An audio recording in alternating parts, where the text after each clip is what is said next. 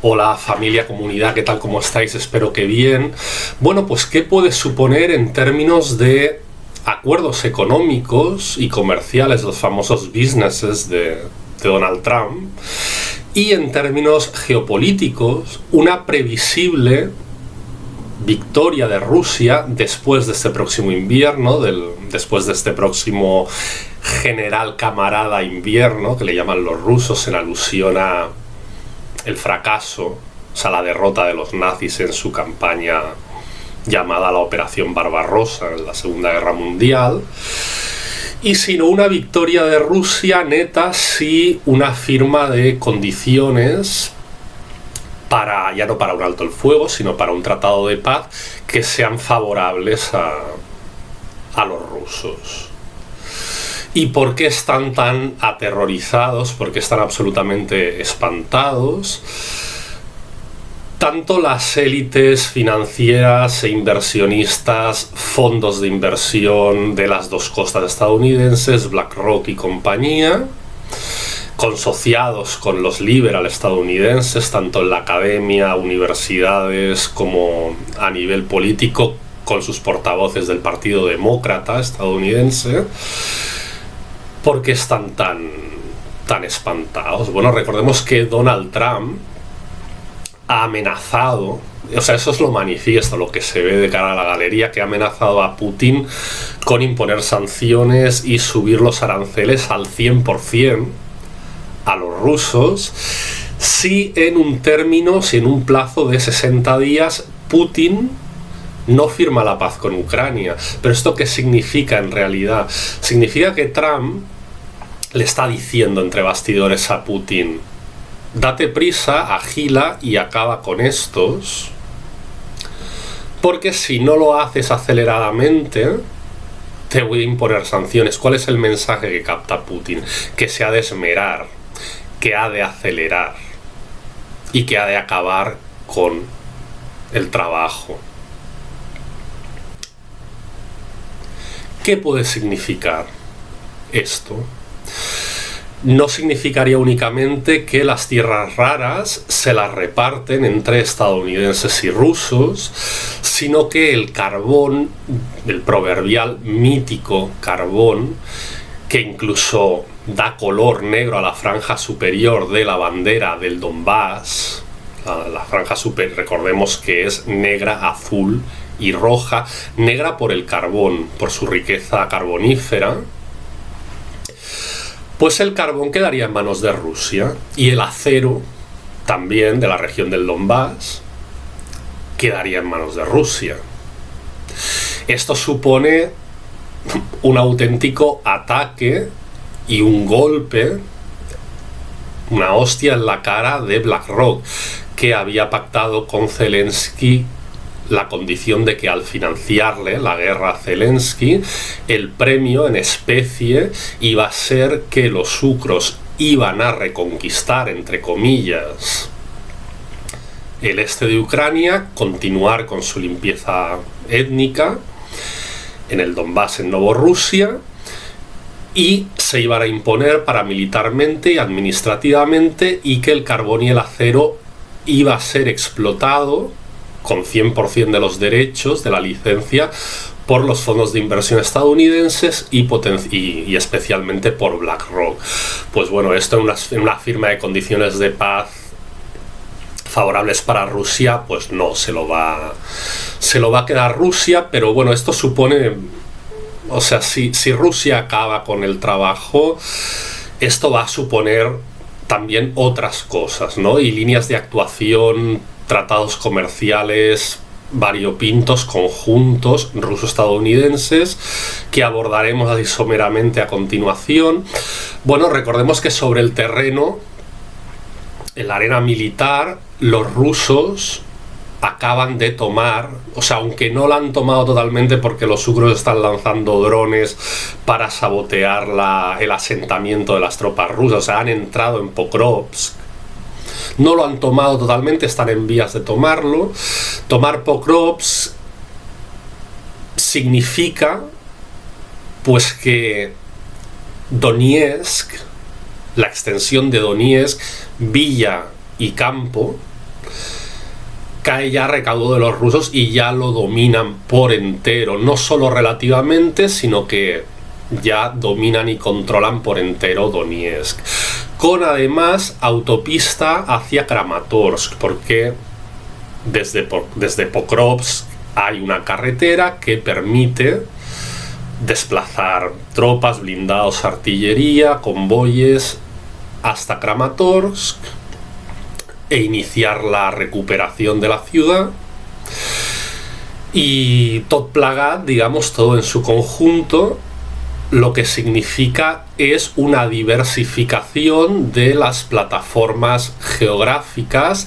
de lanzamiento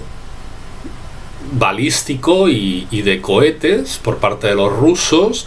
para hacer daño a las instalaciones energéticas, reservas, plantas de electricidad, etcétera, de los sucros, lo cual previsiblemente significará que si los rusos logran posicionarse, bueno, más cerca de Kiev y en un arco territorial además más amplio para poder bombardear desde posiciones distintas, lo que hace que el arsenal antimisilístico y las baterías antiaéreas de los sucros tengan que diversificarse porque tengan que atender a bombardeos simultáneos desde distintas latitudes y les hace más vulnerables, pues con la campaña actual y la toma de estas localidades en el este ya rebasarían el 23% los rusos de territorio ucraniano conquistado y bueno, lo tendrían mucho más fácil para sabotear las condiciones de vida de los ucranianos en el oeste,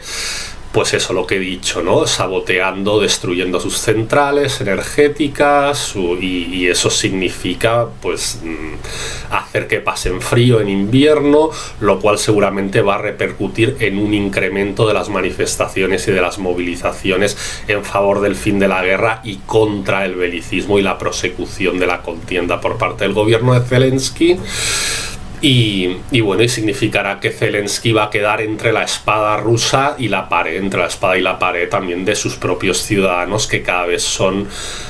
más adversos y con mayor vehemencia lo demuestran en las calles contra sus planes y los planes de la UE irredentistas de no rendirse.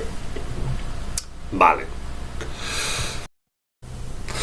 Bueno, los rusos en tal caso van a empezar a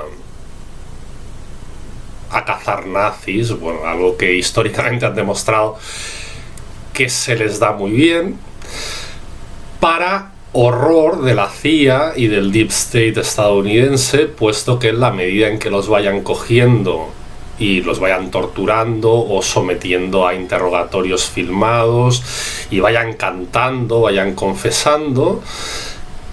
bueno, van a estar obligados a tirar de la manta y a delatar, también quizá con la oferta rusa de rebajar condenas o de lo que sea, a cambio de tirar de la manta, pues van a delatar a los patrones, a los amos de los cuales ellos han sido servidores y pagados. Y bueno, y esto espanta a muchos sectores occidentales, a la Unión Europea también. Zelensky, si no lo cazan, pues va a tener que irse al exilio porque todo el mundo va a querer matarlo y no solo los rusos. Los rusos, pero también la CIA va a querer asesinarle para que no confiese y declare, se filme en juicio o en interrogatorio y dé la vuelta al mundo ante las cámaras de televisión, o aunque los medios lo silencien, dé la vuelta al mundo en las redes sociales y YouTube y en internet y tal, pues lo que el tío confiese. Con lo cual todo el mundo va a querer matarlo para que no hable porque sabe demasiado, ¿no? Y ensucia demasiados estamentos con poder global. Con lo cual la CIA también va a querer matarle, los nazis del sector de Pravi Sector y los seguidores de Bandera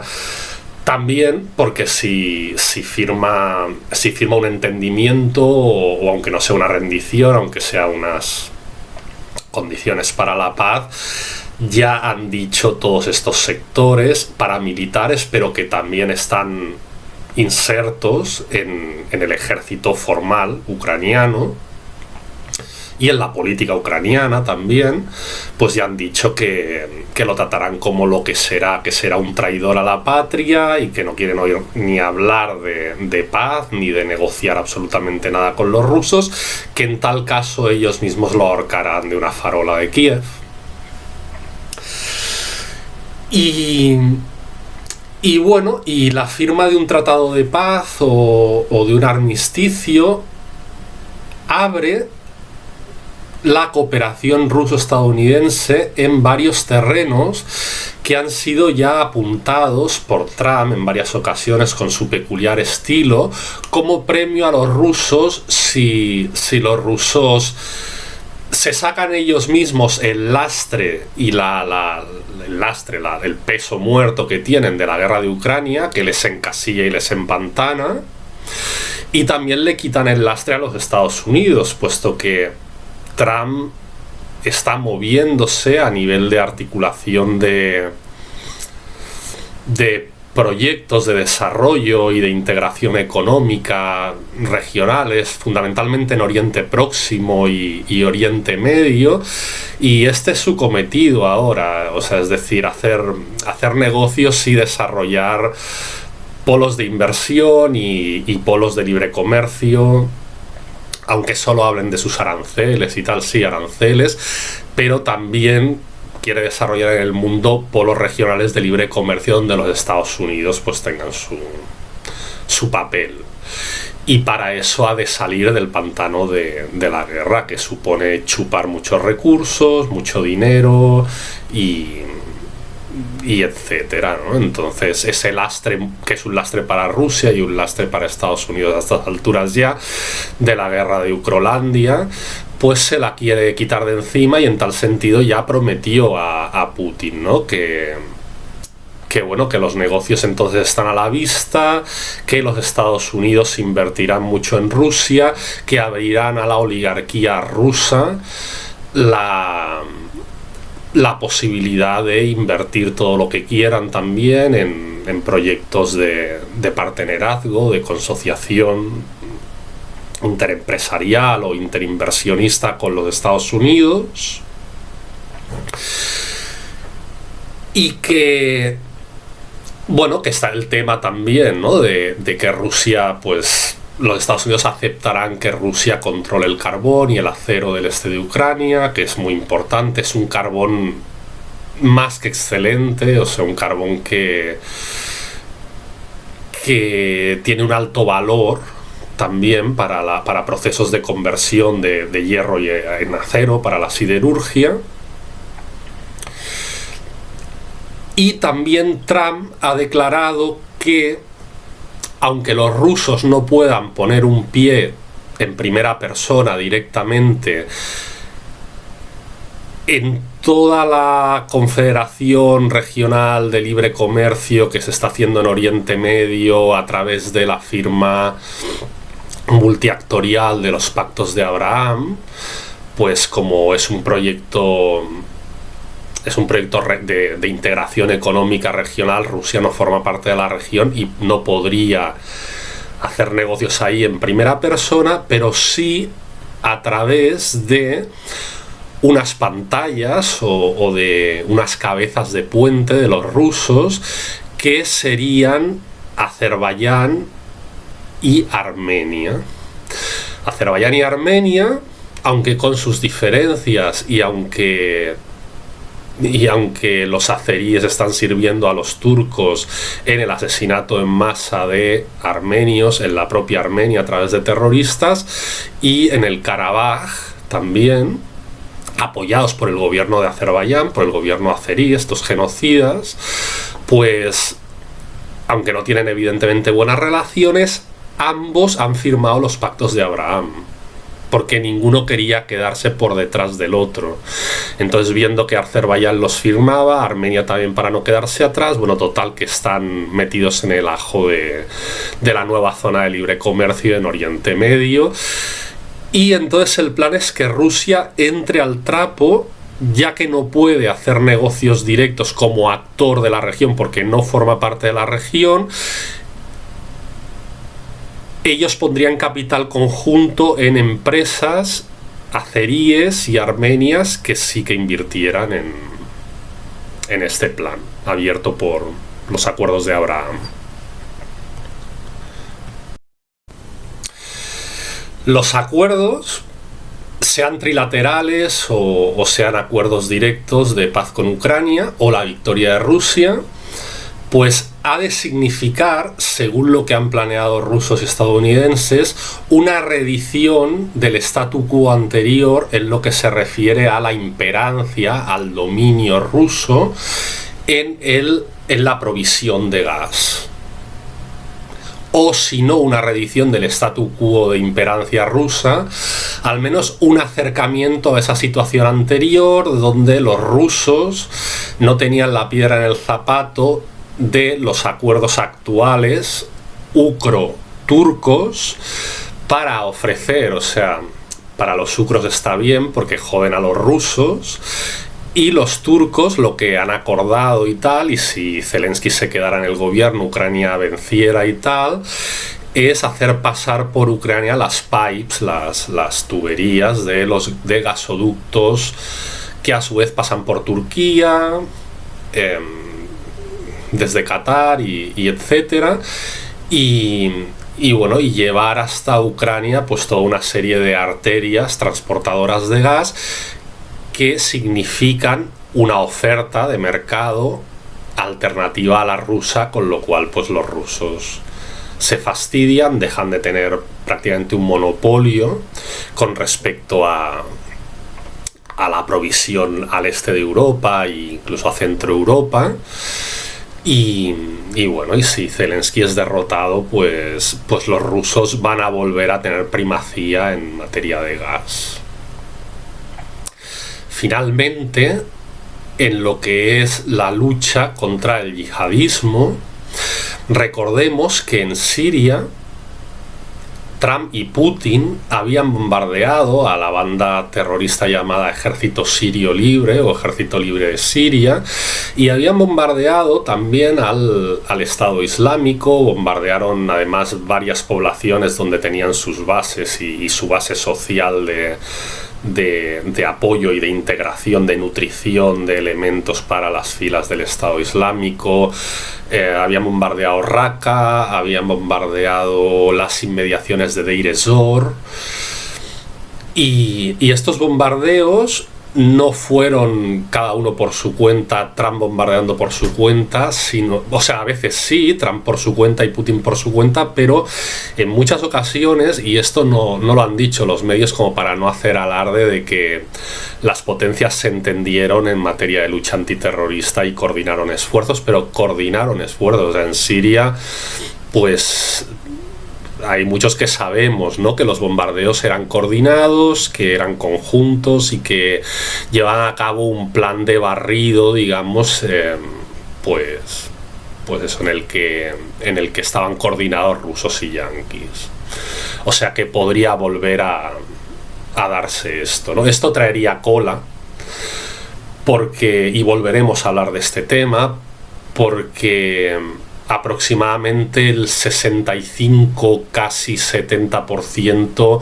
de las filas del yihadismo global actualmente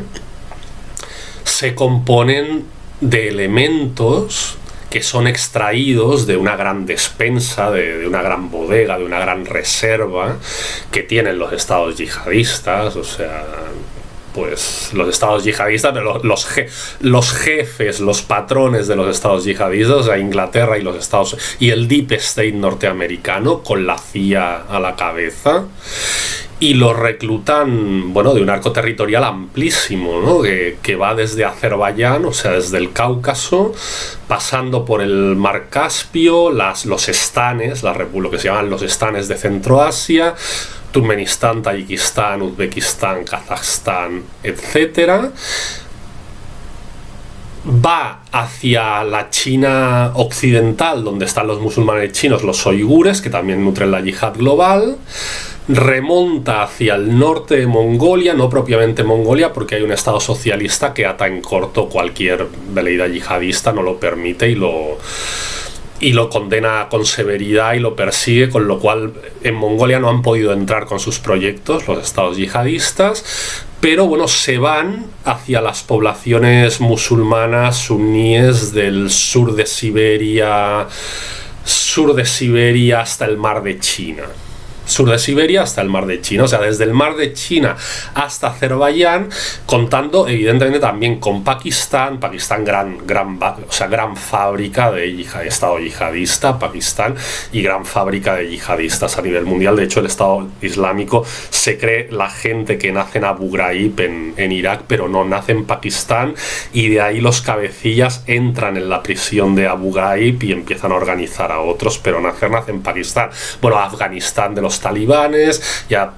dejaron a los talibanes ahí para seguir con la producción de yihadistas. O sea, la gente se ha tragado el cuento de que los Estados Unidos, nada menos, y sus marines y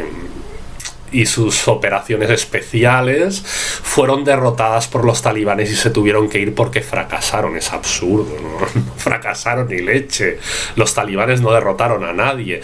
Se retiraron y dejaron a los talibanes porque ese es su triunfo y ese es su plan. Entonces también Reserva Yihadista Mundial pasa por Afganistán, bueno, muchos de ellos países que tienen frontera con Chechenia. Ya no, en Chechenia los controlaron porque hay un líder que está coordinado con los rusos y es antiyihadista y tal, bueno. Entonces, muchos de esos países tienen frontera con Rusia. Y para Rusia es de máxima prioridad luchar contra esto. Entonces, contra la producción mundial del yihadismo, seguramente ya están hablando de reeditar una cooperación integral ruso-estadounidense como la llevada a cabo contra el ejército sirio libre y el Estado Islámico en Siria en su momento. Por cierto, que los grandes estados yihadistas de Occidente tengan su bodega, tengan su despensa de reclutamiento, no íntegramente, porque yihadistas los reclutan en Europa también, los reclutan evidentemente en el mundo árabe, etcétera, en África también. Pero sí que es verdad, ¿no?, que ese arco, digamos, túrquico-tártaro mongol, pues es como la gallina de los huevos de oro, digamos, por motivos, no solo por la religión que tienen y por el radicalismo con el que viven y procesan su religión, sino porque realmente es una idiosincrasia que desde antiguo, aunque viven bajo estados y se han urbanizado parte de la población y tal, pero sí que en el campo y en las montañas y las sociedades de pastores, las grandes tribus, ¿no?, que siguen viviendo el pastoreo y tal, han sido tradicionalmente, y lo tienen muy enquistado en su idiosincrasia, economías de la razzia, economías del asalto. O sea, no ven mal, sino que lo ven como una función natural y como algo que es de perogrullo para sobrevivir, el hecho de sobrevivir a través de las incursiones de saqueo. Y no es casualidad, no creo que sea casualidad que a partir de ese espíritu, digamos, casi de Gengis Khan, ¿no?, de lo que han sido las sucesivas oleadas turco-mongoles de asedio hacia el oeste, de expansión, etcétera, motivadas porque su modus vivendi es eso. O sea, no lo sancionan negativamente a nivel moral, para ellos es natural, es su forma, para ellos sobrevivir, pues es, en parte no son economías generadoras, son economías depredadoras, son como aves de presa, ¿no? Cuando estuvieron en Siria, en Oriente Medio, estuvieron los mongoles. Fue la debacle, o sea, es una economía del saqueo. Entonces se entronca con el imperialismo que utiliza el yihadismo, porque también es una economía del saqueo. Entonces se juntan de alguna manera. Hubo O sea, esto es curioso y creo que hay un hilo histórico entre el extracto actual túrquico-tártaro-mongol de gran parte de los yihadistas y aquello que pensaban unos señores que se llamaron nacionalbolcheviques, que surgieron desde finales ya de la Primera Guerra Mundial, o sea, desde que toman los bolcheviques el poder en el 17, luego extienden sus actividades a la República de Weimar y al final los nazis, la verdad, se los cargan en diversas operaciones. Pues los nacionalbolcheviques acabarán o en el exilio o en prisión, o acabarán doblando la rodilla y agachando la cabeza, o acabarán muertos, o bueno. Y bueno, y había no solo alemanes, había un nacionalbolchevismo en Alemania fuerte, y un nacionalbolchevismo en Rusia. Había toda una línea, los bolcheviques, que era la línea nacionalbolchevique de Molotov, el que fue ministro de Asuntos Exteriores ruso,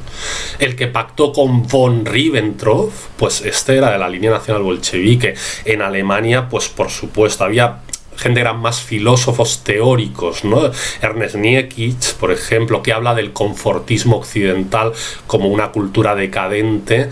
contra la cual Europa pues tiene que insurreccionarse a nivel cultural y a nivel de valores, ¿no? Los nacionalbolcheviques hablaban primero de construir una Mitteleuropa, de la idea de una Europa central, Hungría, Checoslovaquia, Alemania, juntar la Mitteleuropa en contra del mundo anglosajón, por decirlo así. Y hubo los hermanos de Strasser, Otto y Gregor, hubo personas que a principios del 20 escriben una serie de obras como Osvaldo Spengler, por ejemplo, La decadencia de Occidente, que si bien no fue nacional bolchevique, sí que dio una base teórica, digamos, su libro La decadencia de Occidente, a los nacionalbolcheviques, ¿no? Luego hubo nacionalbolcheviques que acabaron en el nazismo. Joseph Paul Goebbels, sin ir más lejos, el ministro de propaganda nazi, venía del nacionalbolchevismo. Luego se cambia de chaqueta, porque era un pragmático en el fondo, y en el fondo no era un tío de ideas, era un tío como de poder realizar una serie de cometidos de la manera más probable posible. Entonces se pasó a lo práctico, por decirlo así. Ernest Junger, el famoso escritor y psiconauta Ernest Junger, pues acabó en las filas del nacionalsocialismo, pero venía del nacionalbolchevismo. Luego disiente, fue SS, disiente del nacionalsocialismo, y lo escribe, ¿no? Toda su denuncia del nacionalsocialismo en una obra que se llama Sobre los acantilados de mármol, y entonces el hitlerismo le reprende, le castiga y le destituye de las SS, y acabará pues un poco en el ostracismo, justamente por su disidencia respecto al hitlerismo, ¿no? Pero bueno, en total, los nacionalbolcheviques, tanto los alemanes como los rusos, además de la idea de construir una Mitteleuropa, una Europa central, continental, fuerte, por encima de la idea etnicista de ser eslavo o de ser germánico. Ellos creían que esa competencia y esa reticencia, digamos, de siglos entre el mundo eslavo y el mundo germánico tenía que acabarse, y tenían que tender puentes y unirse en una Mitteleuropa. Pero más allá de eso, el objetivo, digamos, más ambicioso era unirse con Rusia, o sea, unir Rusia y Alemania, no a nivel político de hacerle un estado, ni a nivel monetario de unificar la moneda, ni nada de eso, pero sí a nivel de establecer relaciones preferenciales y muy estrechas en materia de cooperación, en materia de producción ideológica y analítica que fortaleciera los respectivos regímenes políticos, en materia comercial, de importaciones y exportaciones conjuntas. Los nacionalbolcheviques alemanes hablaban de dar apoyo expreso a los bolcheviques rusos contra lo que llamaban la vieja Rusia de vocación imperial, que veían un peligro para Europa, o sea, la vieja Rusia que decían de los cosacos, y que en el fondo veían como una actualización histórica de precisamente eso, de las oleadas túrquico-mongoles asiáticas amenazadoras contra Europa. Los nacionalbolcheviques tenían como uno de sus principios fundamentales el apoyar a muerte, con total entrega, con sangre, sudor y lágrimas, a la revolución bolchevique y al afianzamiento y triunfo. De hecho, fueron voluntarios contra el ejército, algunos nacionalbolcheviques alemanes fueron a luchar en la guerra civil rusa posrevolucionaria del 18 contra el ejército blanco, contra el ejército de los cosacos. Ellos decían, los nacionalbolcheviques alemanes, que solo la consagración de una economía y de un Estado socialistas en Rusia era la garantía de la superación de ese mal endémico histórico que amenazaba la civilización y amenazaba a Europa de manera recurrente, con sucesivas oleadas de asalto y de invasión, que representaban lo que llamaban la economía destructora, la economía depredadora, no generatriz de la horda mongoloide. Y ellos entonces estaban, bueno, pues por un proyecto alternativo, digamos, que era asentar la modernidad en Rusia a la manera socialista, y hablaban de una civilización euroasiática, de una civilización intercontinental, o sea, una civilización euroasiática socialista más allá de Rusia y de Alemania, hacia la que se debía apuntar y se debía tender para en un futuro, pues, bueno, establecer toda esa relación entre países, bueno, que fueran parte de esa civilización socialista desde Vladivostok, desde el mar de China hasta Europa, hasta la Mitteleuropa. Miren ustedes por dónde, yo creo que hay ese hilo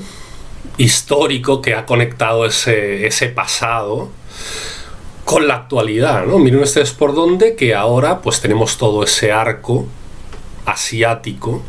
desde el Cáucaso, desde Azerbaiyán hasta los uigures y la Siberia del Sur, que reclutan yihadistas, que es un peligro para Rusia brutal, porque la atacarán, o sea, todo es limítrofe con ella, y odian la modernidad rusa, nunca han perdonado el triunfo del socialismo de los bolcheviques en Rusia, odian el comunismo, bueno, el comunismo y el liberalismo también, o sea, el liberalismo de la economía rusa también lo odian y tal, y le atacarán, pero Rusia de vuelta, o sea, retroactivamente, está llamada a jugar un papel esencial e ineludible en la lucha contra la yihad global, porque sin la intervención de Rusia y sin un acercamiento ruso-europeo y una convergencia en las políticas contra el yihadismo, Europa sola no se bastará, no se librará. Ya hay atentados en Europa, una población refractaria a cualquier tipo de integración en Europa, porque son filoyihadistas, hay células de Europa, van a todo el mundo también a luchar a la Guerra Santa, a la llamada Guerra Santa, lo que ellos llaman Guerra Santa y tal. Y sin un esfuerzo conjunto con Rusia ante el enemigo común, y el enemigo común de la civilización en general, que son estos yihadistas, pues Europa no es autosuficiente. Pero resulta que paradójicamente Europa, o la Unión Europea, no todo el mundo, en los estados del este ya no, Polonia ahora ha llegado un nuevo presidente que no es tampoco es que sea prorruso, pero no es tan antirruso. En Rumanía ya hemos visto que ganaron los prorrusos, pero anularon las elecciones, le declararon inelegible. al candidato y lo han tirado, lo han votado. O sea, lo han votado. La gente lo votó con V y el sistema lo ha votado con B. O sea, lo ha expulsado del sistema político por la cara. Hungría con Orbán, pues también hace migas con Rusia y tal. O sea, eso es otra harina de otro eso es otro cantar, harina de otro costal.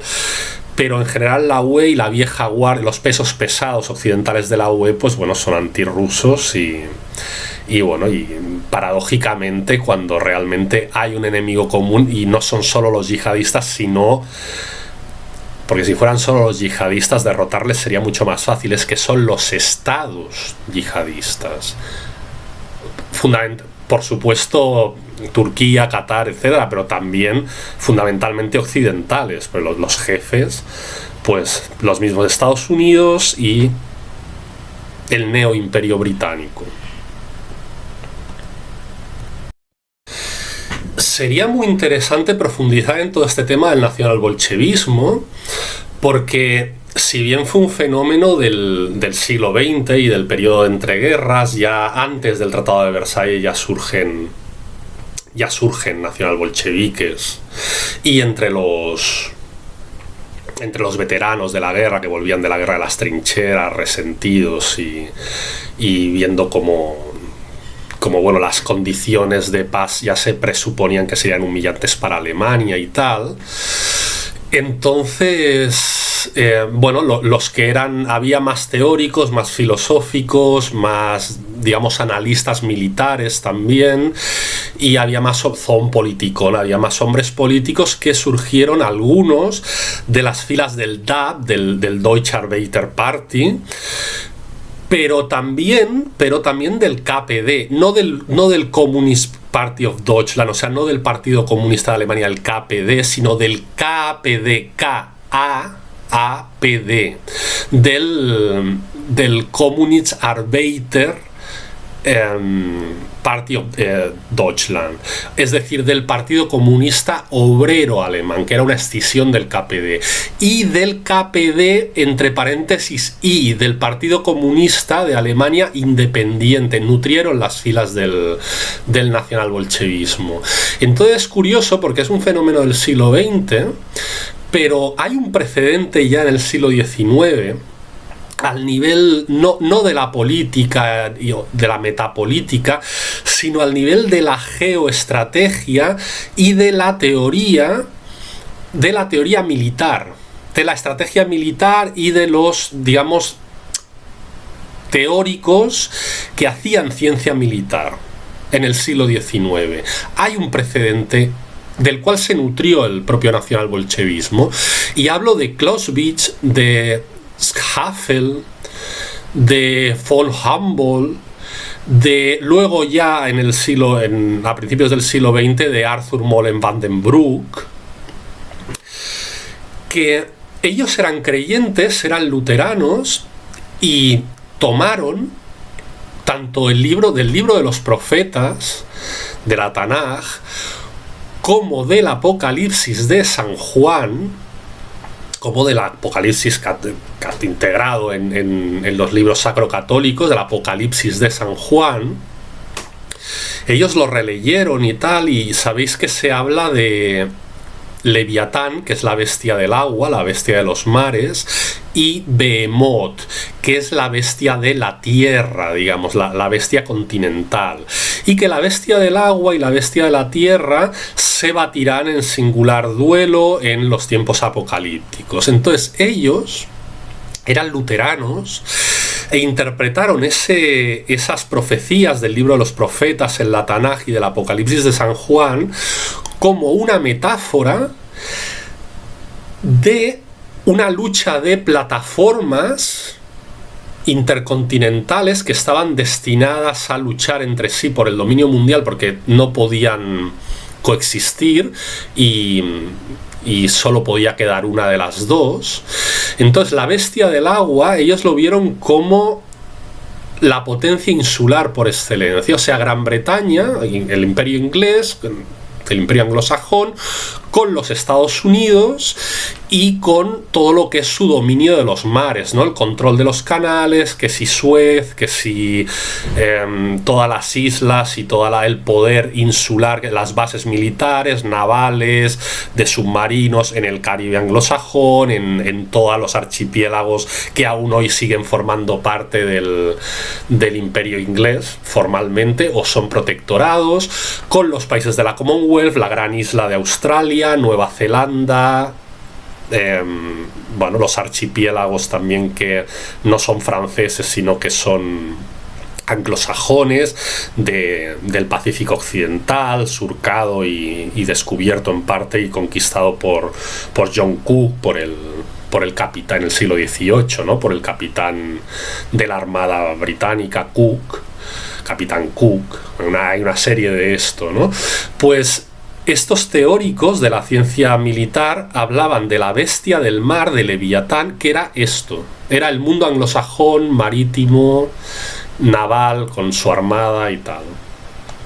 Y la bestia de la Tierra, decían, sería el gran continente euroasiático que tendría que luchar por su supervivencia y por no ser apabullado, por no ser sometido, contra Leviatán. Y entonces a esta bestia de la Tierra euroasiática, en la cual ellos se veían involucrados y tomaban partido por ella, pues porque la mayoría de estos científicos militares, digamos, eran alemanes, pues lo llamaban eso con el nombre bíblico de Behemoth. Estos autores obviamente otorgaban un gran protagonismo, un protagonismo de primera plana, de primer nivel, a la parte asiática de Eurasia, digamos, o sea, también a Rusia, y pregonaban esto, o sea, que Pedro el Grande en el siglo XVIII en Rusia, el emperador Pedro el Grande, había iniciado una época de modernización de Rusia y que se tenía que profundizar en esta modernización porque solo con una Rusia potente, moderna y a la altura de los tiempos, no empantanada en la historia, en la premodernidad, podría luchar Eurasia contra Leviatán, la bestia del mar, el mundo anglosajón. Entonces eran partidarios de estrechar lazos entre Europa y Rusia. Y ¿por qué cuento? Y sobre todo de no enquistar, o sea, de no embarrar a Rusia en Asia. ¿Por qué cuento esto? Fijaos, en 1997 sale al mercado, se publica un libro que surcará estela, digamos, te influenciará muchísimo y sigue influenciando, pero sobre todo durante la primera década y media del siglo XXI, surge a finales del siglo XX, el análisis geopolítico, y no solo el análisis geopolítico académico, sino influenciará mucho las líneas de advice, de consejo y de orientación que a los secretarios de Estado y a los gobiernos estadounidenses provean los think tanks armados con el conocimiento de este libro, y será un libro, en una palabra, que tendrá un reflejo en las líneas políticas, en las propuestas de los think tanks, sobre todo estadounidenses, pero no solo, y por tanto en las líneas de gobierno en política internacional. Estoy hablando, como no, ya lo habréis adivinado, del libro de Brzezinski, quien fuera asesor de Obama en la sombra, miembro de la Comisión Trilateral, miembro del staff del equipo de asesores de Henry Kissinger, entre otros grandes cargos que tendría en su brillante currículum, en su brillante carrera. Y su libro, si recordáis, se llama El Gran Tablero Mundial. En el Gran Tablero Mundial, que es un análisis de los desafíos y retos que debe enfrentar Estados Unidos y de las perspectivas que tiene de acción hacia el exterior para, digamos, armar un puzzle de alianzas que esté al son de lo que le interesa y por tanto surtir victorioso de ese gran reto que tiene de dominio mundial, el Gran Tablero Mundial. Tiene una serie de líneas maestras, ¿no? de consejos o de tesis vertebradoras del libro. Una de ellas es la que Brzezinski llamó el Occidente expandido o el Occidente extendido. ¿Qué significa? En la obra de Brzezinski significa que, bueno, Brzezinski hace todo un análisis de que Oriente Medio y Próximo Oriente iba a perder relevancia y protagonismo como Hinterland, la categoría también alemana, del análisis de la ciencia militar. Fijaos la relación que tiene del siglo XIX, que hablaban del Hinterland o del Hard, los anglosajones del Heartland, o sea, del core, de la esencia, ¿no? del territorio cuyos conflictos y cuyo potencial de enriquecimiento, de manejo de recursos, de conjunción de actores regionales en una línea de servidumbre o al menos de alianza con los actores no regionales sino globales, iba a condicionar y dirigir la mayor parte de los esfuerzos de la geopolítica, de la gran política de los estados. Vale, Brzezinski dice que en los próximos años, lo escribe en el 97, dice: en las próximas décadas ya no va a ser Oriente Medio, Próximo Oriente, va a ser el mar de China, Taiwán. Ahí se equivocó porque ha seguido siendo Medio Oriente, pero es igual, es circunstancial el que se equivocara, porque fue tenido en cuenta y tomado en serio por los departamentos de Estado occidentales y en particular estadounidense como si fuera verdad. Entonces sí que han dirigido sus esfuerzos a librar una batalla, no una batalla militar directa, sino una batalla de posicionamientos, de bases, de armar alianzas con los actores regionales, profundizar las alianzas con Japón.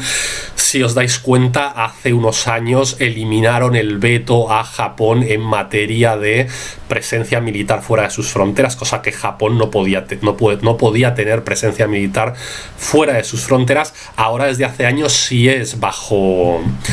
mando occidental o de la OTAN, en coordinación con Occidente o con la OTAN, sí puede tener presencia militar fuera de sus fronteras. O sea, han armado toda una serie de alianzas pensando en ese nuevo escenario, en esa nueva arena del Asia, de lo que llaman el Asia-Pacífico. Vale. Entonces, según el Occidente extendido, Occidente debía expandirse, digamos, para afrontar su batalla de economía política, de geopolítica, etcétera, con China, y contar con aliados asiáticos, y de ahí también un poco se explica toda la agudización de contradicciones con Taiwán y el apoyo occidental a la independencia de Taiwán y tal. En eso no entraré, pero bueno, la tesis de Brzezinski del Occidente extendido, o sea, la otra parte de la tesis, decía que para no disiparse, para no dilapidar energías en varios frentes, y al final, ya lo dice, ¿no?, quien mucho abarca poco aprieta, y ser derrotados en varios frentes, debían concentrarse en el frente asiático y hacer una especie de pax, de pactum, de paz controlada y bajo condiciones con Rusia, por la cual acotaran a Rusia a Asia, o sea, sus relaciones, inversiones, intercambios comerciales, construcción de infraestructuras conjuntas con países asiáticos, y la aislaran de Europa. O sea, ellos decían: presentar batalla abierta contra Rusia, no, porque el desafío son los chinos, y a cambio de esta Pax, pues nosotros a Rusia la dejaremos hacer, le daremos como una especie de mini zona, o sea, de zona de influencia, no mini zona, una zona asiática grande de influencia, pero que no entre en Europa. O sea, reducir a Rusia a ser una potencia menor, dominante y dirigente en el área asiática, no en Europa. Vale. Esto, Brzezinski y la política de Henry Kissinger y todos hasta ahora. Guerra de Ucrania incluida, le montaron la guerra de Ucrania porque es una manera de empantanar a Rusia también y no dejarla ejercer su influencia hacia el oeste, ya que es un golpe económico, es un golpe pues que ha dinamitado toda perspectiva de alianza o de acuerdos con los europeos, a distancia de Europa de Rusia. O sea, es toda una jugada que viene en el libro de Brzezinski, es una jugada anglosajona para divorciar más Europa de Rusia. La guerra de Ucrania también, bajo ese punto de vista, pues sí que de momento es un éxito, aunque pierdan la guerra, ¿no? Porque ya han producido una serie de contradicciones y en la línea de la tesis del occidente extendido, pues acotan asiáticamente a Rusia. Vale. ¿Qué ha pasado? Que contra estas directrices del Deep State y de las anteriores administraciones estadounidenses, Trump, de una manera ciertamente revolucionaria, o sea, entiéndase la palabra revolucionaria en el sentido de que cambia radicalmente la orientación de las relaciones internacionales con Rusia por parte de la administración estadounidense, del Estado de la Unión, pues ha cambiado radicalmente esta orientación, y entonces lo que se propone es abrir la puerta de Rusia a Occidente, para que Rusia también se inserte en el centro capitalista occidental. Y no solo occidental, o sea, no, el centro capitalista actualmente no es solo Occidente, son las potencias, las petromonarquías y Arabia Saudita y los países árabes ricos también. Pues también ya lo he comentado a través de los cabezas de puente que tiene Rusia en la confederación económica que se crea a raíz de los pactos de Abraham, que son Armenia y Azerbaiyán. Pues esta es la gran confrontación entre el proyecto de Trump, que es reconciliar después de tantas décadas a Rusia, meterla de nuevo como coinversor y como socio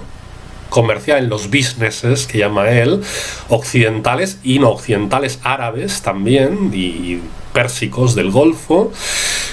y el proyecto de Brzezinski a la vieja usanza, que es el proyecto del Deep State estadounidense, Partido Demócrata, inversionistas y de la Unión Europea, de seguir desterrando a Rusia a solo entenderse en Asia y no salir de ahí, de ese corral. Bueno, pues ahí lo tenéis para extraer vuestras propias conclusiones. Creo que es un vídeo en el que doy mucha información y el análisis creo que es interesante. La dimensión prospectiva de mi análisis creo que validará en el próximo año las tesis que en este vídeo he apuntado. Y bueno, gracias, espero que os haya gustado. Por favor, en los comentarios cualquier matización, cualquier polémica o reticencia a aceptar alguna de las tesis, pues polemizad y